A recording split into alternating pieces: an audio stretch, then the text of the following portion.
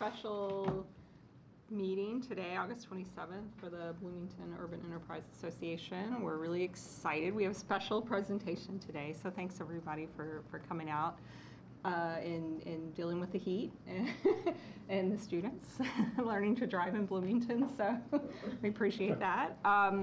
So we do need to start with a roll call this morning, so Virginia, we'll start with you. Here. Present. Yes, present, and I survive in the students. I'm a professor, so it's good. Yeah, it is. Thank you. All right. Chris Cocker here. Blake Hooper. Mary Morgan. Heather Robinson. Phil Emerson. Jane Cooper Smith. Kate Rosenbarger. Dee Dolorosa. Matthew Brooks. Holly Warren. Taylor Brown. And online. And online? Felicia Spinelli.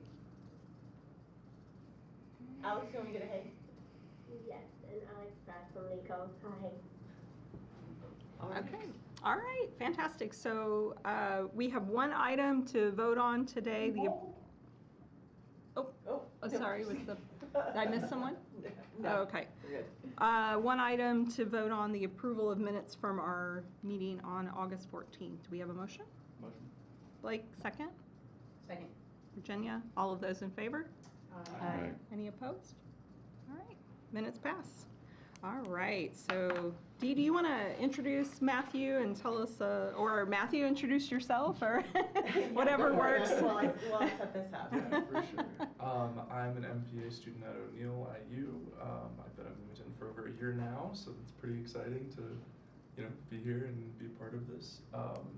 I have a background in economics and political theory stuff, so this project, discovering it was really cool. Being part of this department has been great. So, yeah. Fantastic.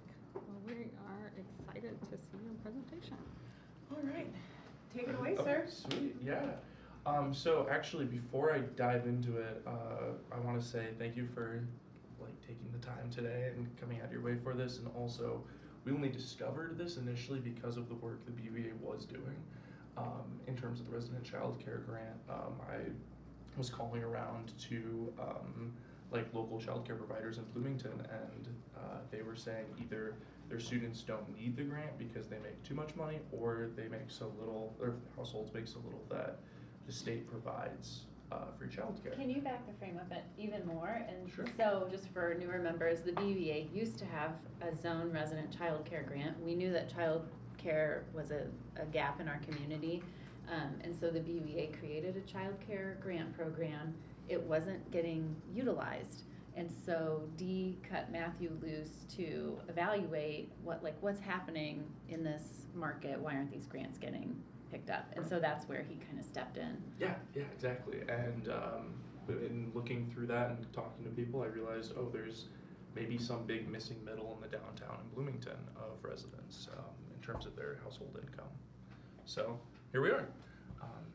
Take it away, yeah, thanks. All right.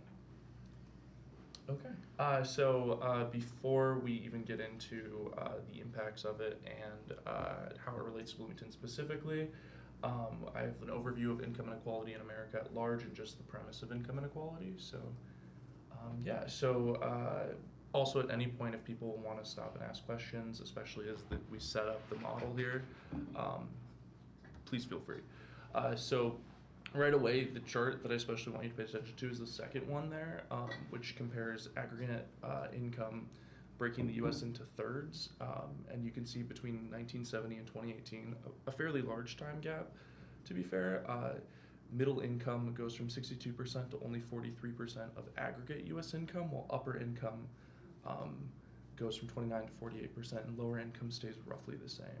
So in this time frame, you see the U.S. wealth is shifting to this upper third category. Matthew, sorry, question already. Yeah. On that chart, so the income then, it's a share of wealth. So it's not individual humans. Individual humans are not joining the upper class, but it's the wealth is held. Distribution. Yeah. The distribution of wealth in that year that's earned. There's a separate, I don't know if I put it in here, of just the wealth specifically, and it's much more stark. The upper income is more likely to save the wealth that they earn, and we're going to get into that a little bit more. So as income earned in a given year shifts more to wealthier individuals, they're also more likely to save it, and the wealth disparity grows. But our main focus is income inequality as opposed to wealth inequality. Great. Oh, yeah, there we go. Yeah, so you see upper income, their share of the U.S. wealth went from 60 to 79, and the middle and bottom third of the income distribution both shrank. And this plays out in historical, racial, and ethnic divides. You see white household income is able to somewhat grow over this time, mostly remain stagnant, but you see there's some thick disparities between white households, multiple race households, Hispanic, and black non-Hispanic. And also to note too is black non-Hispanic and Hispanic are both below $50,000.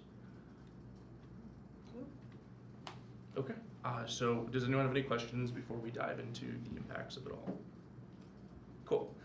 So Federal Reserve Bank of Minneapolis says that no progress has been made in reducing income and wealth inequalities between black and white households in the last 70 years. Close to half of all American households have less wealth today in real terms than the median household had in 1970.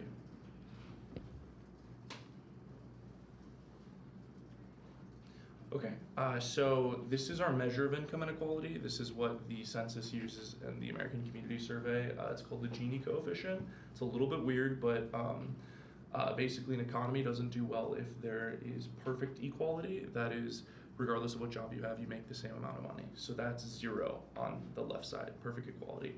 Perfect inequality is everybody works, but one person makes all the money and everyone else makes nothing. So that would be perfect inequality. So you need some inequality, but the measure of it determines whether or not the economy is healthy. A healthy range is 0.3 to 0.4. So anything above 0.4, below 0.3, that's where the economy starts to do pretty wonky stuff. Is Gini an acronym? I actually don't know. Offhand. Yeah, I don't think we've That's ever actually, seen it yeah. written out. We've only seen it Yeah. referred to it as It's that. gotta be someone's name, it's That's never such a funny capitalized. question. Yeah, it's gotta be someone's name. I never thought about that. Well, we'll do our research on that. Sorry about that. Yeah. And so the one on the right there is the important one again, where you see the U.S.'s Gini coefficient is well above that, what's considered a healthy range for economic growth at 0.434, and it's also the highest of G7, which are 7 of the largest economies and Western economies in the world. And all of those economies are within the 0.3 to 0.4 range.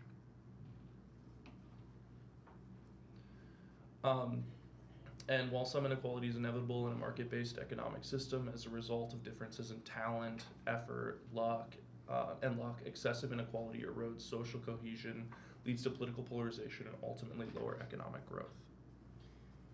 So this is from 2011. Mm-hmm. Differences in talent, effort, and luck. I think if we were writing this statement in 2024, we would include like systemic, Oh, yeah. racism, whatever. Mhm. Yeah, Yes, yeah. different inequities. Great.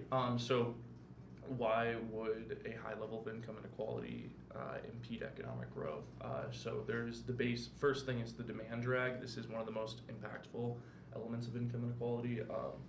Whereas higher income households have much higher savings rates than low and middle income households. Think of if a low income household received some kind of stipend, they're more likely to spend it within a given month than a high income household who's more likely to take that stipend and invest it or save it.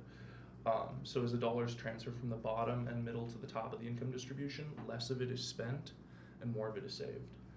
Additionally, high-income households are more likely to spend what they do have outside of the local region. That could be on tourism or like goods from far abroad, other parts of the country. And the demand drag imposed each year by rising inequality is equivalent to the peak boost to the economic demand provided by the American Recovery and Reinvestment Act, which was $787 billion in stimulus. And to offset that hit in demand posed by rising inequality in America, we need to enact that policy each and every year. Sorry, I keep adding the color commentary, but that's from the 2008 Yes. collapse. So that was the Fed's response at that time. Yep. In case you don't remember the name of that. Yeah. Yeah. And between 1985 and 2005, inequality increased by more than 2 Gini points on average across 19 OECD countries. That's basically the developed countries in the world. That's Western Europe, North America, Australia, some Eastern Asian countries. Had inequality not changed in those countries in that time frame, the average OECD country would have grown by nearly 33%. The negative impact of income inequality on growth is determined by the bottom 40% of earners, and we're going to get more into that later. So another way that income inequality hurts economic growth is it hurts small businesses. Higher income inequality leads to more household savings flowing into stocks and bonds, which are mostly used for financing by larger firms rather than into bank deposits. In turn, smaller businesses depend on banks for financing. Their funding becomes more costly and they create fewer jobs. And then entrepreneurship as well. New firm creation decrease income inequality due to profound impacts on regional economies. So if we have a lot of entrepreneurship happening in a small town, we'll likely see lower levels of income inequality than a town with less entrepreneurship. And that's because the new firm formation induces economic growth, which further leads to poverty reduction, improving living standards for the poorest. So if we have a lot of small businesses forming, they're creating jobs in our area, they're spending money in the area, and those jobs then employ other people to spend money at other local businesses, so on and so forth. It creates like a positive feedback loop. All right, one other, did you? Did I skip one? Maybe not. Yeah, go for it. Okay. Oh, I'll figure it out. I might have mixed up the slides. So one other impact is pandemic resilience. Each percentage point in income in Gini index was associated with a 9% increase in COVID-19 infection rate and a 14% increase in the death rate due to COVID-19. If we have friends, we are less likely to contact a common cold infection in randomized control trials. If we have a difficult relationship with our spouses or partners, we heal more slowly in trials of experimental wound healing. So this gets to how income inequality can cause divisions within a community and makes it harder to build like a cohesive culture in an area. And you'll see this across, I picked out pandemic resilience because that feels especially pertinent nowadays, but you can look at things such as obesity or drug use, and I'm blanking on some of the ones. There's a lot of health effects that just having a stronger culture diminishes in a way you wouldn't expect. So then this starts to get us to where we're going. So as I was looking this up, I saw this article from 2011, so it's been a while, and it was ranking the 21 most unequal cities in America. You'll see the picture there, party in Miami Beach, that's what I was picturing, like New York, Miami, LA, that kind of a thing. But number 1 in 2011 in the country in income inequality was Bloomington, Indiana, where our wealthiest 20% of people made 61-ish% of the income, with our top 5% making almost 30%. So income inequality in Bloomington. Does anyone have any questions before we move on? So that, can you go back to the previous slide? That income, that number 1, that is based on the Gini index of every city in North America, in America. In the US, in yeah. the United States. Yeah, and Puerto Rico. Are students included then? Yes, yeah, and we'll get to that. Yeah, okay. Yeah. Cool.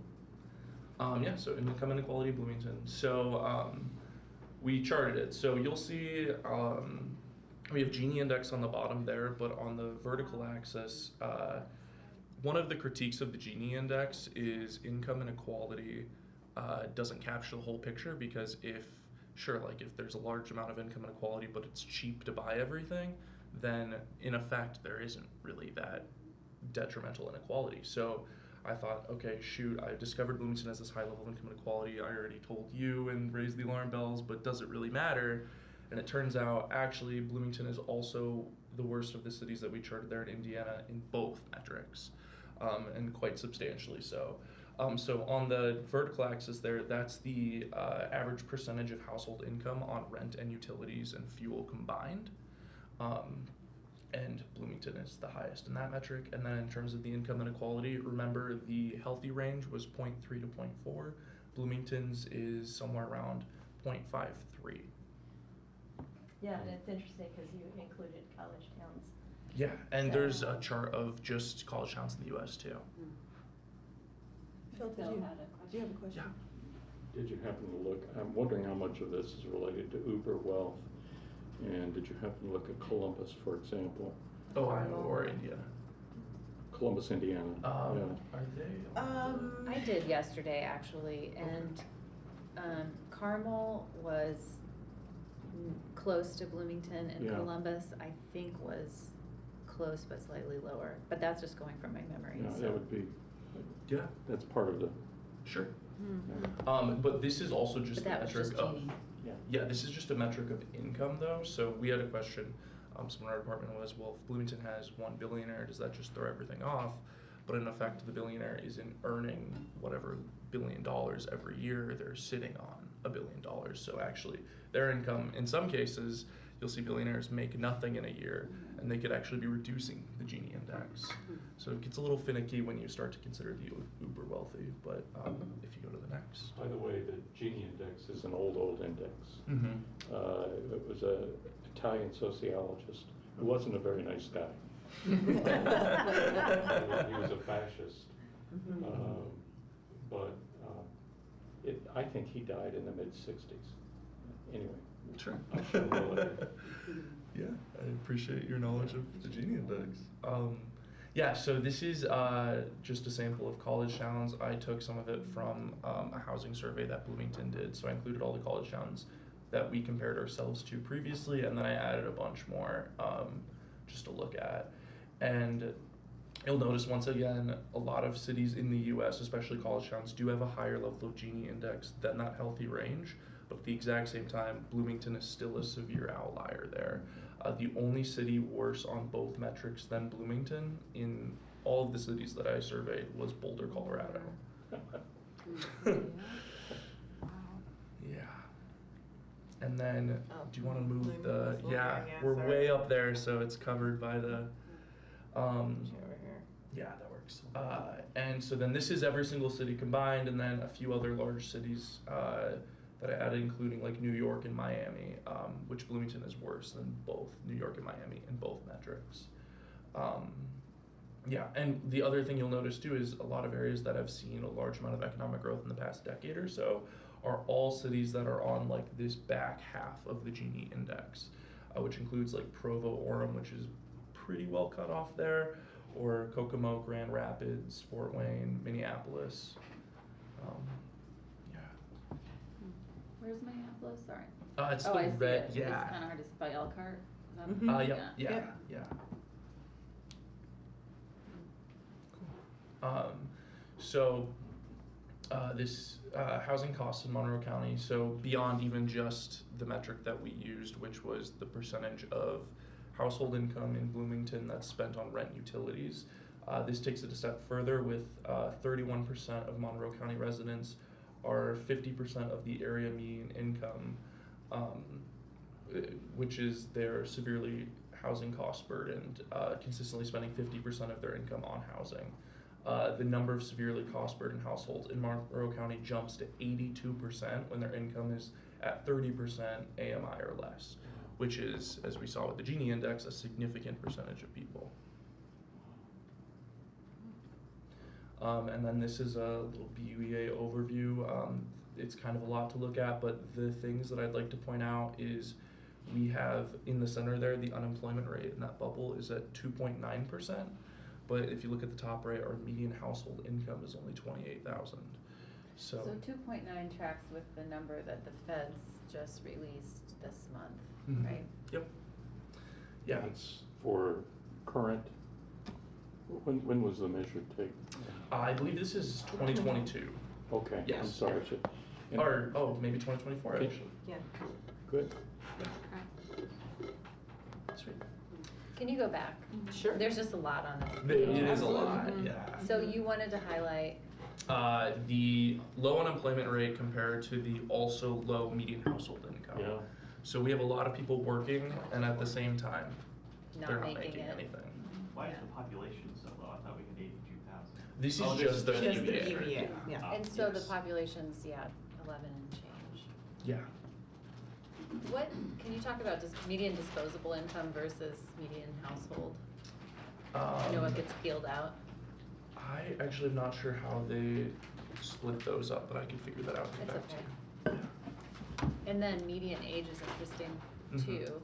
I wonder how that compares to our city Right. overall and how that's impacted by students. Right.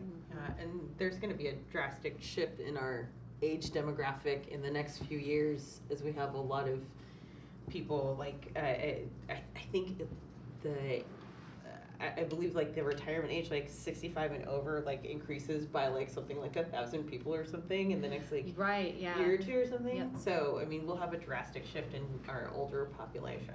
But I don't think those folks are all gonna be in the BUEA. No, no. Yeah, I mean, I feel like, you know, with the student housing complexes Mhm. clustered in there, that's probably gonna be consistently lower than the whole city or the county. I think we'd love to see in Hopewell, some senior living happening there, which would be in the enterprise zone. So Matthew, am I misreading? I think I've got this. 63% of the jobs located in the district are white collar, but Yes. those are not residents necessarily. No, you do have to consider that the BUEA holds the trades district. There's some Then- specific jobs, like areas of jobs that are white collar, but not everyone within the trades district is Exactly, within exactly. the BUEA. Yeah. Exactly. Well, and think about Catalan, which is our Yeah. second largest employer in the city, Also. and they have an enormous part of their staff is white collar, Mhm. science, lab people, and then another large part is manufacturing, so. Well, in education and government too, Yes. right? Right. Yeah. Mhm. Well, then you go to the question of the income for white collar jobs. That has to be explained somehow by capturing different groups there. Well, Or there's else we're not- paying our white collar positions. How many jobs Here's are this, there? here's some information. So the white collar, this is employment in the zone, but it's Exactly, not yeah. correlated necessarily to the population was- living here. yeah, that's So what at I the was trying to ask, city, yeah. only 28% of city staff, for example, lives in city limits. Wow. Catalan, the number we used to have was 52% of the workforce commuted into the site from outside of Monroe County. Wow. So, yeah, by those two data points, I'm thinking there's a big discrepancy. And Jane, is your hunch that that's related to housing costs? Or- Yes. And lack of housing as well. Like, Yeah. Lack of availability. lack of availability. I think Okay. it's definitely, Yeah, I the mean. combination of the two. But even the Catalan, and this is anecdotal, when I worked there for a hot second, talking to engineers, like young engineers, recent Purdue grads who were coming up in their careers and doing really well, the math just didn't work out for them to live in Bloomington. They Yeah. could afford to purchase a house here, but it wasn't what they were willing to do for their personal finances. Yes. Well, and I think you have to also consider culture, if I could use that, being a college town. I mean, even though there's diversity here, not just on obviously black and white race, but holistic diversity because it's a college town. It is a college town. So even several of my colleagues refuse to live in Bloomington because it is a college town. So I don't know how much that's a consideration for this, but I think that's something also to consider Mhm. when people aren't living here. Mhm. Thanks for pausing there. Yeah, absolutely. And we can go back, so I've got the mission statement here, and then we have a few slides with different ideas on what we can do, but does anyone want to go back and look at any charts or anything more? Okay, great. Yeah, well, our mission, provide the means to improve the economic, physical, and social environment for the zone residents and businesses. Yeah. So the first thing is a double dividend. So one of the ways that we can remedy the effects of income inequality is with a direct stimulus to zone residents that could either be spent specifically in the zone or just in Bloomington at large. Part of the issue that we see when income shifts from that bottom third to that top third is more of it is saved, and because of that, like if you look at Bloomington alone in the downtown, if more of that income is being saved than less of it's being spent on our local businesses, so then local businesses suffer. So one of the ways to undo that is to directly give money to that bottom third or middle third to then spend in the downtown. And on top of that, we could pursue something like a downtown debit card. The next idea is we could develop the social capital in our downtown. One of the remedies for the cost of income inequality that I've seen is developing social capital.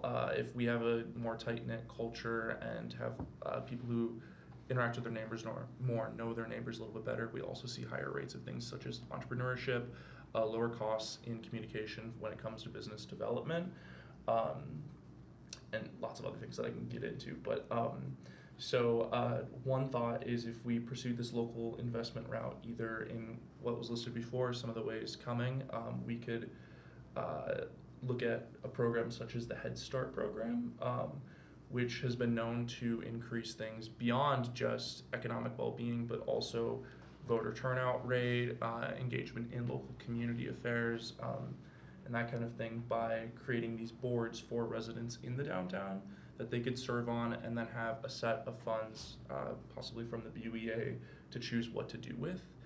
That grants a good amount of authority and diminishes paternalism to downtown residents, that they can decide, oh, we know kind of what's going on and what's best for our little sliver of the BUEA, so let's figure out something to do with that. Another thought is a matching program for local nonprofits. Once again, creating this concept of people in the downtown coming together to like work on downtown projects and having this sense of authority and self-determination over what they pursue. Social infrastructure in general, that could be, we could look at areas of the downtown where people are not interacting with each other to the degree that we prefer, where we have gaps in parks or sidewalks, or just communal spaces that you can occupy for free and not be charged with loitering. And then youth programming, so if we can develop a way to facilitate communication between young people, not college students, but high school students. It could be college students, I guess, but high school students, middle school students, to once again build this more cohesive culture across Bloomington, or specifically in the downtown, that could pay dividends long term if they make one friend that gives them this idea to do this thing, to do that. Yeah, cool. And then, so if we're looking more at how recessions impact income inequality, we see it's really bad. Recessions, the first jobs that are lost are usually the lowest on the totem pole, and that further exacerbates income inequality. So one thing we could do is look at ways to help recession-proof the BUEA. We're not gonna like stop a recession in the BUEA, but we can make it less detrimental to the folks who live there. And so one idea is an urban wealth fund. This is basically a fund that the BUA could put together that could be triggered when a recession is triggered to be directly invested into individuals or into small businesses in the BUA. And on top of that is we could pursue an endowment, which we can get into a lot more in a bit, and how that helps the BUA weather storms as well. Questions so far? I think that's that it. might be the last Yeah. slide. Great. is stuff available? Yes, yeah. It is in the packet. Yeah. Okay. I'm pretty sure that I put the right version of it, so I will double check that and make sure that I don't have to amend that, but yeah. One social capital idea that I've seen in some cities, most impressively was in Vancouver, BC. They hold salons, I don't know better language for it, in back rooms of restaurants or bars once a month. A very simple 30 to 40 people, corporate leaders, and in this, there are other places that it's done in different ways, but in Vancouver, they have a speaker who has 6 minutes to speak, and the rest of the time is just folks connecting. And it was amazing the number of new initiatives that popped out of that. A young woman started a school because she believed you could teach people anything they needed to know in 90 minutes. And so she would get experts in the community to come and teach that class, auto repair. And when you come to the end of that, if you want to know more, then there'll be another class later. But I watched this room just come alive with like 40 people all making connections. And there were folks from the community foundation, folks from the hospital, but also a lot of the genuine articles. And it was that simple. It was just once a month, let's host these gatherings. And I think at the time they had 5 of them going across Vancouver. So. And by the way, street people involved as well. Folks working with their own recovery. Cops who got to know them there. So yeah, I've said too much, but. Did an excellent job. I resonate with so many characters of your of this presentation. I can feel all different areas of it. So this will help so many people in so many areas. So great job. Yeah, and I think just echoing what Felisa said, just understanding the variables. I think we have a pretty good hunch about what makes it challenging to live here right now, but this is irrefutable. It's in the data, and I think what really resonates with me is just the fabric of our community. We know that the middle class it's not there, and we know that when our community becomes imbalanced, the fabric becomes weaker, and I think you can feel this shift that has taken place since I moved here in 2002. I may have missed it in the material, but do we know what percentages of the residences in the district are owned by persons outside Monroe County? Rentals versus like home ownership? Yeah, although that's Non-local. non-local ownership, Non-local makes it ownership. tricky. I mean, it is. Chris Non-local probably ownership could of tell our us. rentals, is that what he's asking? Yeah. Most of them, I think it's like 67% live around here, of our rentals. So it's like a wildly high percentage of people, we have like small landlords that live here. Okay, good. Yeah, Jackie Scanlon presented that one time at council, I forget the data, but she has it, yeah. So we consider that a good So rate. small So businesses, yeah. they're almost like your own small businesses. Yeah. You know? So I have a question on I appreciate your presentation as well, and on your, I can't remember which slide it was, but it was one talking about, I think re-energizing people to spend downtown. A question, just hypothetically speaking, is there an education component that you also, I guess, had considered, or, I mean, not that you want someone to have to sit through some doldrum, lecture about, but I'm just saying if the opportunity were to save or spend, some people might get hip to let me save. So I guess I'm wondering how that's presented. Is it a voucher that specifically like businesses will be part of this thing, and if the business name is on here, they can spend it there, or will it be a certain amount of cash, kind of like the what was that thing called that the federal government gave? Some people got the stimulus, I guess it was, okay, stimulus. Or is it like, you just drop some money in somebody's bank account and then they can spend it all at the liquor store or, or save it? I'm just trying to figure out what your thoughts are around, Well, and around that. we've discussed this a little bit. It's like, okay, spend or save, but at the same time, like, saving's not bad because they might be saving up to like pursue some more education in an area, or maybe they are saving up to get like their tooth fixed, so there's, That's right. we want kind of both, but there is a delicate kind of balance there because you do need for them to spend their money. If they're spending a large amount of money at once, that's great too.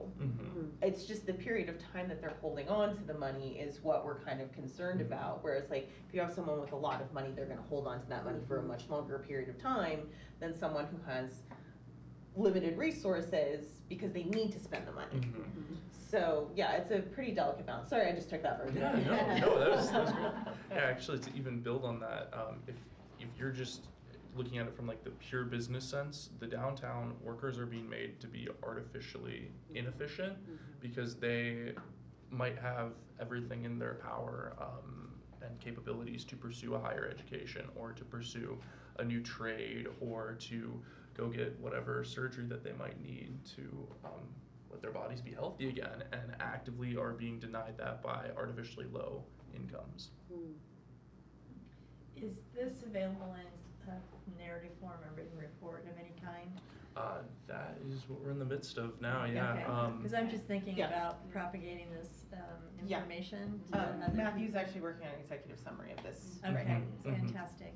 Yeah. And would you also be available for other boards or entities to give a presentation? Yeah, for sure. Excellent. I knew you'd love this. Yeah, it's funny because it's been like, great work, or no, this is great. Well, it's not great, It's but not this great. is great. It's hard because Yeah. like it's phenomenal work that Matthew's done for us to putting all this information together and trying to let people really know what's going. Everybody knows that it's bad, but they don't necessarily know why. So if you can put the data behind it and be like, these are the reasons, now we can figure out the ways to try and fix it. And all of Matthew's remedies are like, this is a list of things that we could potentially do. There are more solutions out there, I'm sure. Oh yeah. But just getting the conversation going about what we can do as this group and as other groups and as the city of Bloomington we need to save ourselves because we're capable of it. And I think that there are plenty of people in this city, not only like in City Hall, but in the city that are capable of doing this, so. And I just want to, thanks Dee, I want to also say on the potential remedies section, those are things that have been seen in other communities. Those are not formal recommendations from the city of Bloomington to the BUEA. Yeah. They're just, Right. that's not where they are yet. This is a list of ideas. Yep. Yeah. Well, and excellent. Thank you so much, Matthew. Just really eye-opening in a lot of ways. I think a lot of us kind of know this, we read, and then we see the data, and it's just really powerful. And so I know as an organization and as a board, we're looking to do some strategic planning, and I think that presentations like this really inform that. Data drives a lot of, in my world, I think data drives strategic planning, and I think that as we look to develop, a strategic plan, a 3 to 5 year strategic plan or whatever that might be, incorporating this and really looking at how can we impact some of this, and we can't solve all of the problems, but how can we use this information and help it inform us as an organization and as a board, make smart decisions that we could potentially have some impact, positive impact in this space, and brainstorming and partnerships. I'm sitting here immediately thinking, my ding, ding, ding, like what are some partnerships? And knowing that the Trades District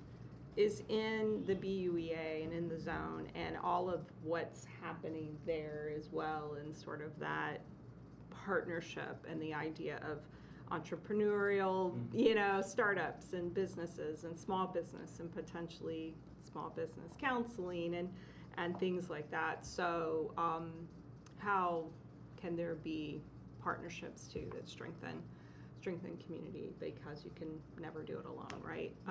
So yeah, excellent. I look forward to continuing the conversation and using this as a way to help drive planning for the organization and board.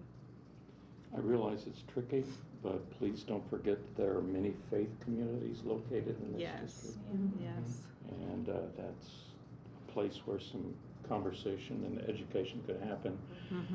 The other thing, as I was walking here from my residence, I was thinking about the way my generation would deal with this, and I don't think it works. And Jane and Mary and Heather, Dee, you're going to have to help me think about this in new ways, because I was thinking, oh, let's have a community read and everybody read a book. I don't think that would work. I mean, you might get folks 70 years and older who would agree to that. So what are the ways? I need some help imagining. Yeah, and I think that we live in a time where, you know, how information is dispersed and received is just completely different. I mean, I'm in my 40s and I know that I am not cool anymore. Like, I don't know how. We think you're cool. Just wait.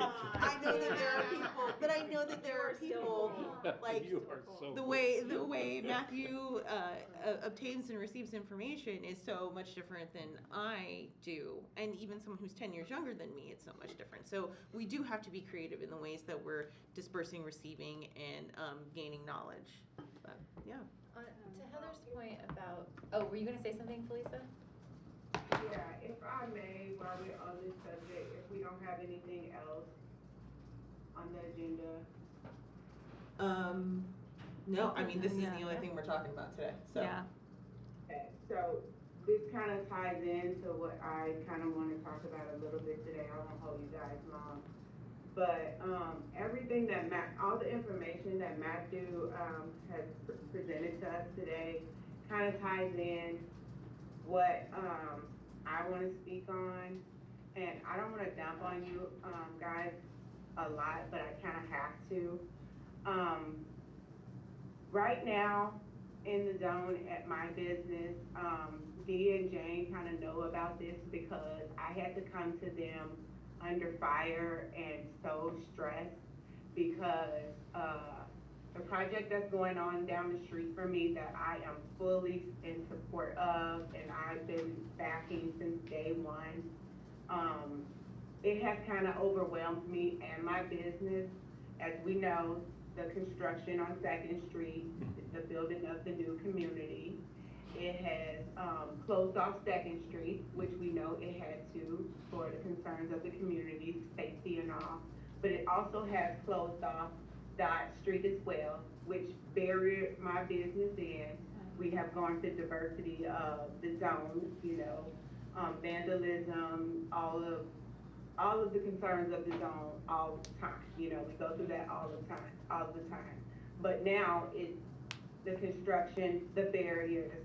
And I've been optimistic about this school year, going through the economical inflation, the slow season of the summer.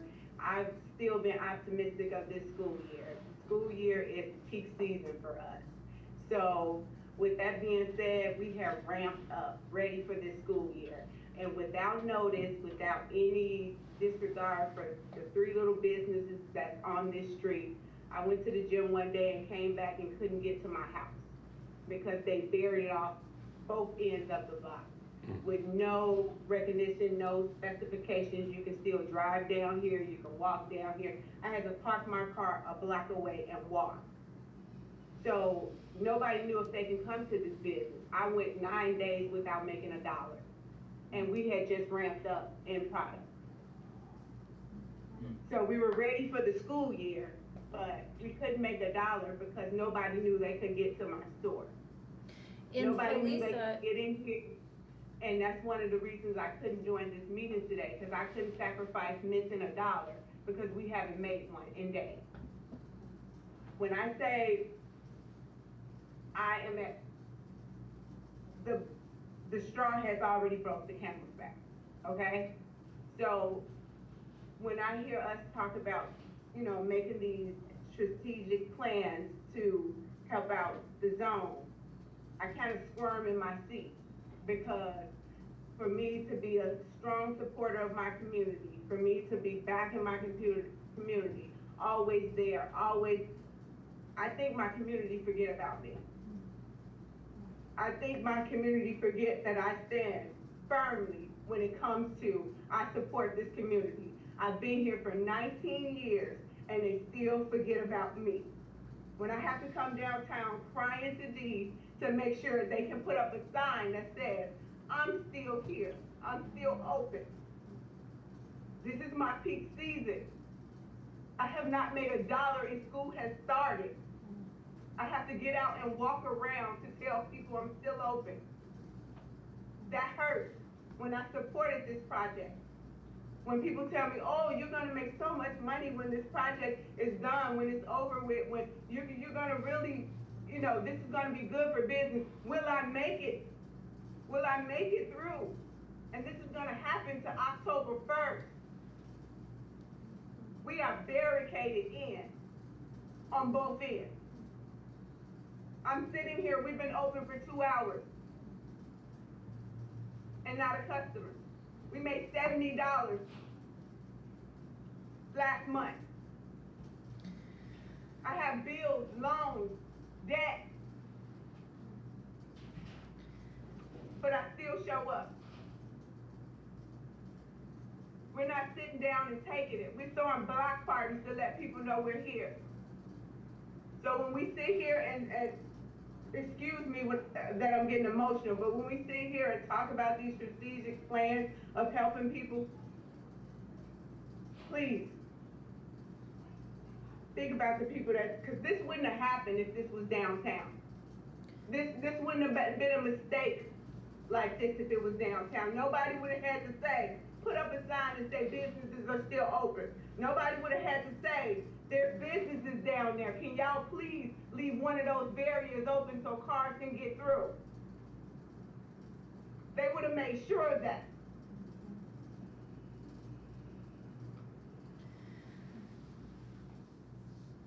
I hate to say it, but on the Hidden River project, Felisa, the same stuff happened downtown where businesses were barricaded and they had to ask for the signage. And I'm embarrassed and I'm sorry that we weren't ahead of it for you. And I'm also grateful for you just candidly sharing what's going on with this board, because I think that if you haven't been in those day-to-day trenches of trying to run a small business, you don't know how vulnerable you are to what the weather is like that day, whether the students are in town.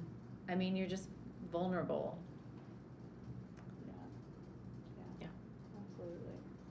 It just makes me ask myself the question, do I keep serving a community that don't serve me?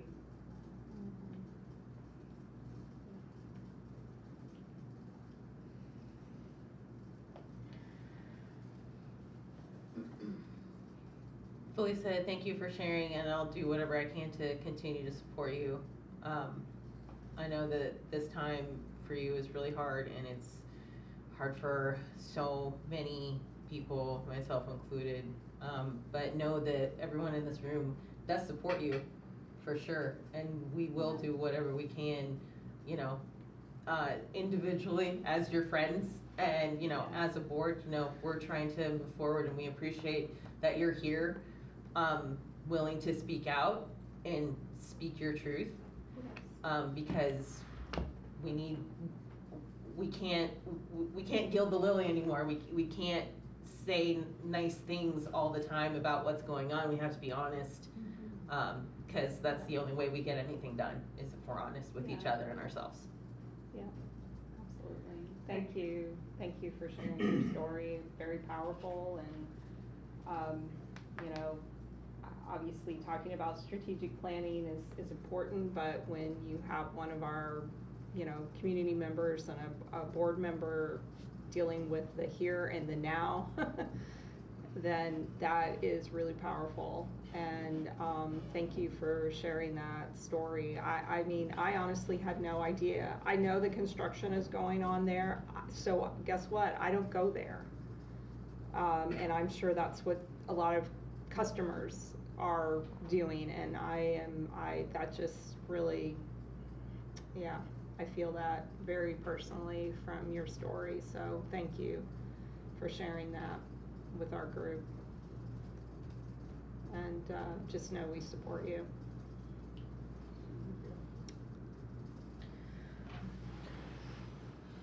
All right, so with that, is there anything else that we need to address today?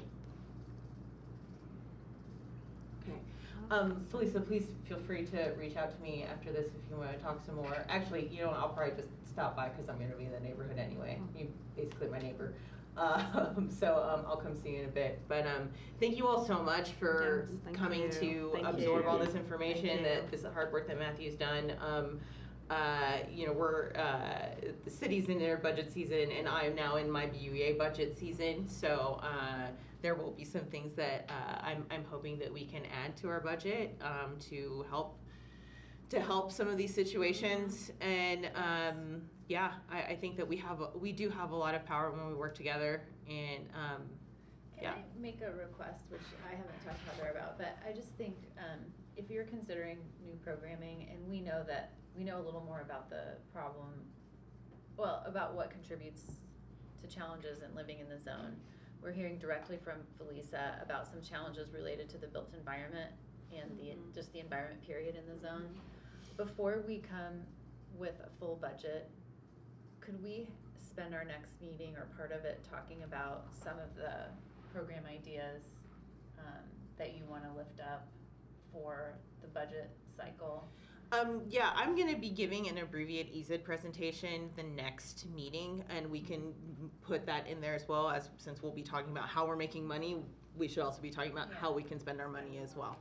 Yeah. And I know Dee is an early and organized person. I'm always running later than Dee is, but in olden times, it was like November budget proposal for December approval. So as long as it's in place before the end of the year, yeah, I mean, you're fine. So I think if Heather, I mean, maybe you guys should talk about that in more detail. No, I think it's a good discussion. I think it helps to look at what is currently in the budget.